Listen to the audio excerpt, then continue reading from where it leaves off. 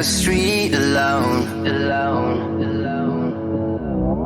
Her head was down, face locked onto the phone. And I wished I'd had a number so I could be color unknown. And then I tell her, look into my eyes and never let it go.